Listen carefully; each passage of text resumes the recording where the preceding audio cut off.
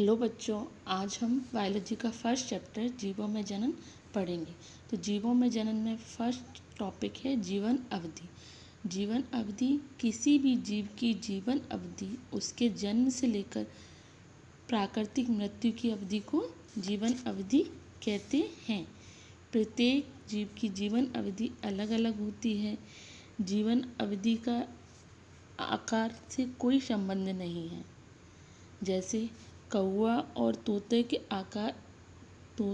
आकार में कोई अंतर नहीं होता, लेकिन दोनों की जीवन अवधि अलग अलग होती है।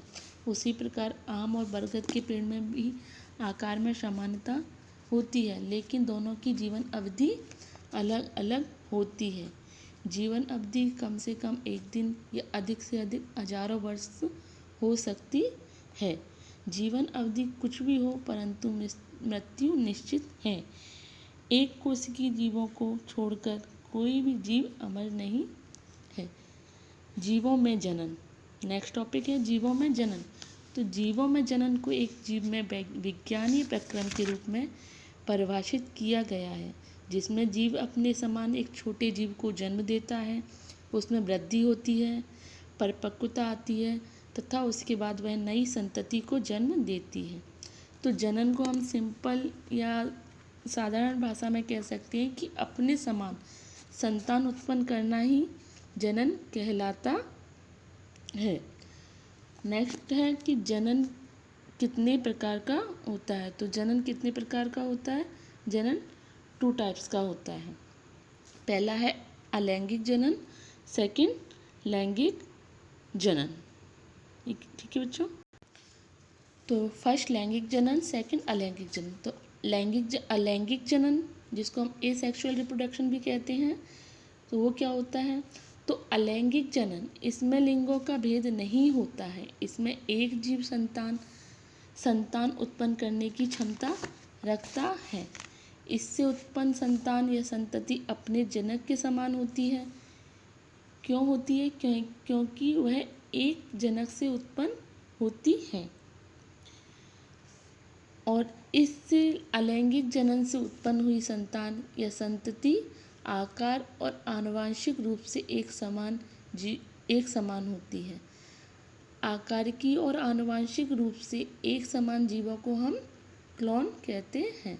तो अलैंगिक जनन क्या होता है कि इसमें लिंगों का भेद नहीं होता है। इससे जो संतान या संतति उत्पन्न होती है वह अपने जनक के समान होती है, क्योंकि वह एक जनक से उत्पन्न होती है। इससे जो संतति उत्पन्न होती है वह आकार की और आनुवंशिक रूप में एक समान होती है। नेक्स्ट क्या है? लैंगिक जनन, जिसे हम एसेक्सुअल रिप्रोडक्शन भी कहते हैं। सेक्सुअल रिप्रोडक्शन में क्या है कि 2 विपरीत जनकों की आवश्यकता होती है, अर्थात 2 विपरीत लिंगों का आवश्यकता होती है। नर और मादा युग्मक जनन के द्वारा नर युग्मक और मादा युग्मक का निर्माण करते हैं, जो संयुग्मन द्वारा एक नई संतान की उत्पन्न करते हैं। यह क्रिया लैंगिक जनन कहलाती है। जैसे कि देखा गया है कि नर क्या बना रहा है नर युग्मक और मादा युग्मक, और दोनों का संयुग्मन होकर क्या बन रहा है? युग्मनज। ओके। नर युग्मक बना रहा है, मादा युग्मक, और जिसका संयुग्मन होकर क्या बना है? युग्मनज। तो लैंगिक जनन से उत्पन्न संतान अपने जनक के एक समान या एक समरूप नहीं होती है, क्योंकि इसमें 2 जनक भाग लेते हैं, जिसके कारण कुछ लक्षण माता से तथा कुछ लक्षण पिता से आते हैं। नेक्स्ट पढ़ेंगे हम अलैंगिक जनन की विधियाँ। तो अलैंगिक जनन की विधियाँ क्या क्या होती हैं? तो इसमें सबसे पहले हम पढ़ेंगे द्विविभाजन, जिसको हम द्विविखंडन भी कहते हैं। द्विविभाजन और द्विविखंडन मुख्यतः प्रोटिस्टा और मोनेरा में पाया जाता है। इसमें क्या होता है कि जनक कोशिका 2 भागों में विभक्त होकर नए जीव को जन्म देती है। बहुत से एक कोशिकीय जीव 2 भागों में विभक्त हो जाते हैं तथा प्रत्येक भाग एक वयस्क कोशिका के रूप में या जीव के रूप में वृद्धि करने लगता है। इसका एग्जाम्पल है, जैसे कि हम देखेंगे कि अमीबा एक कोशिका है। सबसे पहले इसमें क्या करता है, इसका केंद्रक विभाजित होता है। केंद्रक 2 में विभाजित हो जाता है, उसके बाद इसका साइटोप्लाज्म विभाजित होता है और यह 2 कोशिका में विभाजित हो जाती है। तो एक अमीबा से 2 अमीबाई कोशिकाएं बनती हैं। या हम कह सकते हैं कि अमीबा द्विविभाजन या द्विखंडन द्वारा नई संतति को उत्पन्न करता है। नेक्स्ट, बीजाणु जनन। इसमें जीव बीजाणु उत्पन्न करते हैं और बीजाणु अंकुरित होकर नए संतान को जन्म देते हैं। इसका एग्जाम्पल क्या है? इसका एग्जाम्पल है क्लेमाइडोमोनास के चल बीजाणु। तो हम देख रहे हैं कि ये क्लेमाइडोमोनास के चल बीजाणु हैं। इसमें जो बीजाणु बनते हैं, स्पोर्स बनते हैं, तो ये स्पोर्स अलग होकर एक नई संतान को उत्पत्ति करते हैं। तो इसमें अलैंगिक जनन किसके द्वारा हो रहा है? चल बीजाणु के द्वारा हो। नेक्स्ट है मुकुलन द्वारा। तो मुकुलन में क्या होता है कि मुकुलन में मात्र या जनक के शरीर से बड बनता है और बड जनक के शरीर से अलग होकर नया संतान बनाता है। यह मुख्यतः किसमें पाया जाता है? ईस्ट और हाइड्रा में पाया जाता है। तो हम देखते हैं एग्जाम्पल में कि ये ईस्ट की जनक कोशिका है। ईस्ट की जनक कोशिका, इसमें ये बड बन रही है। ये बड इसके शरीर से अलग होती है और एक नई संतान को उत्पन्न करती है। नेक्स्ट है कोनेडिया द्वारा। तो पेनिसिलिया में कोनेडिया नामक संरचना बनती है जो अपने जनक के शरीर से अलग होकर एक नए पौधे का निर्माण या नए जीव का या नई संतान का निर्माण कर। तो हम देखेंगे कि ये पेनिसिलियम है जिसमें ये कोनेडिया बन रही है। ये कोनेडिया इसके शरीर से अलग होकर न्यू प्लांट्स या न्यू प्लांट्स बनाती हैं। ओके। नेक्स्ट है खंडी भवन।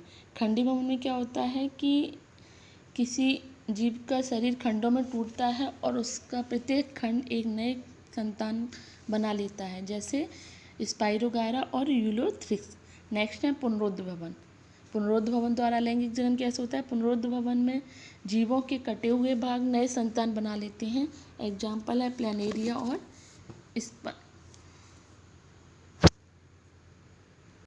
नेक्स्ट है पौधों में अलैंगिक जनन। पौधों में अलैंगिक जनन को कायिक जनन या कायिक प्रवर्धन कहा जाता है।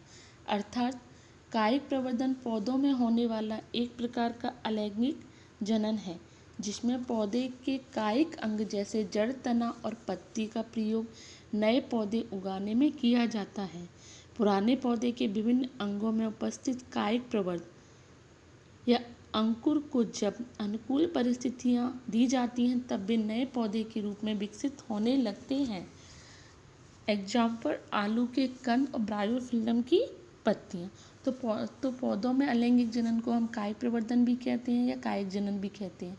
इसमें पौधे के कायिक भाग जैसे जड़, तना, पत्ती से नए पादप का निर्माण होता है।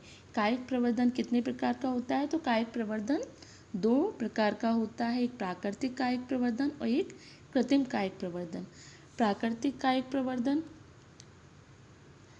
इस प्रक्रिया में प्राकृतिक रूप से पादप का कोई भी अंग या रूपांतरित भाग मात्र पादप से अलग होकर नया पादप बनाता है। तो प्राकृतिक कायिक प्रवर्धन में क्या होता है कि प्राकृतिक रूप से अगर किसी पादप का कोई कायिक भाग मात्र प्लांट से या मात्र पादप से अलग होकर नया पादप बनाता है तो इसको हम प्राकृतिक कायिक प्रवर्धन कहते हैं।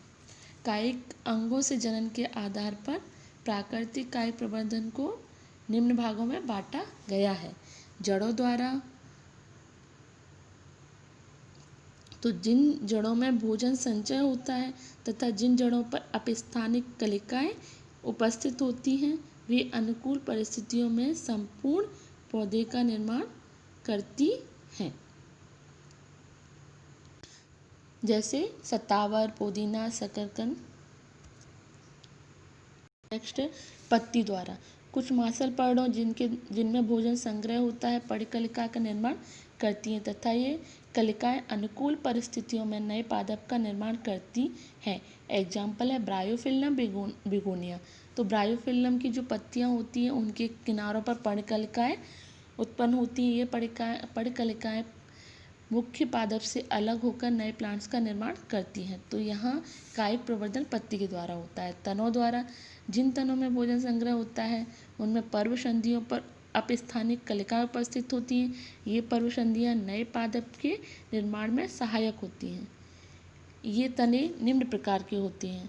तो नंबर 1 भूमिगत तना। ये तने भोजन संग्रह होने से मोटे और मांसल हो जाते हैं और अनुकूल परिस्थितियों में इन पर उपस्थित अपस्थानिक कलिकाएं वृद्धि करके नए प्लांट्स का निर्माण करती हैं। तो भूमिगत तने भोजन संग्रह करते हैं और इनमें ये मोटे और मांसल हो जाते हैं। जब अनुकूल परिस्थितियाँ आती हैं तो उनमें उपस्थित अपस्थानिक कलिकाएं वृद्धि करके नए प्लांट्स का निर्माण करती हैं। एग्जाम्पल है ट्यूबर या कंद। इसका एग्जाम्पल आलू।